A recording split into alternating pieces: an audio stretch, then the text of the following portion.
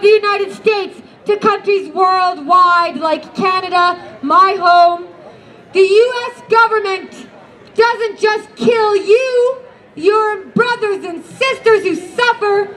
They go worldwide. They go down to Mexico, into Central America, up into Canada. They arrest people, they shoot people, they imprison people. The U.S. federal government destroys lives in the name of the war on drugs every single day. And that is evil and unjust. But you, the American people, you are not evil. You people are good, decent, honest people who do not deserve to be punished by the U.S. federal government or any police or any punishment. You are not hurting anybody. You here today at the Boston Freedom Rally are demonstrating peaceful, honest, civil disobedience. You're being polite and respectful and inspiring.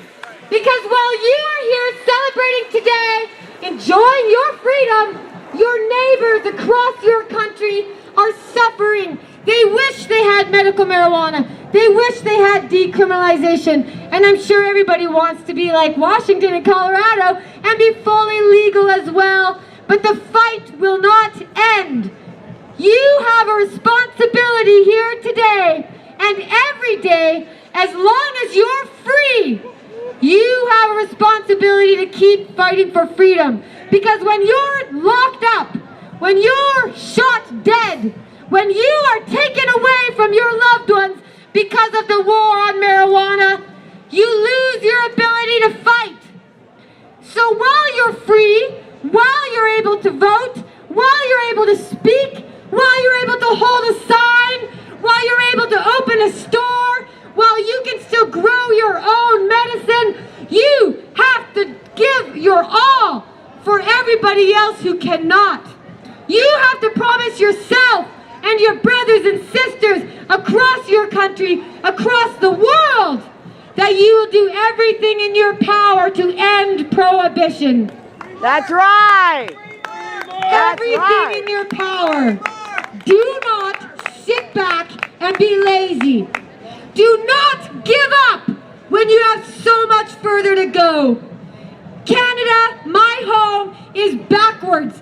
You used to think Canada was the land of freedom and cannabis and everything was good and groovy. Let me tell you, it's not. We have a George Bush government in Canada. The Conservative government is making every marijuana plant, even the legal medical marijuana plants, illegal next year. Every single marijuana plant will be illegal in Canada next year. For the first time ever, Canada has mandatory minimum prison sentences for pot. Mandatory minimums. Your country has tried and failed with that. Your own states are saying no more mandatory minimums, no more wasting money. Good grief, your federal government is even letting legalization go forward. That is amazing. It's inspiring. It warms my heart. Because my husband is in U.S. federal prison in Mississippi because he gave you the seeds and the money and the message to make this happen.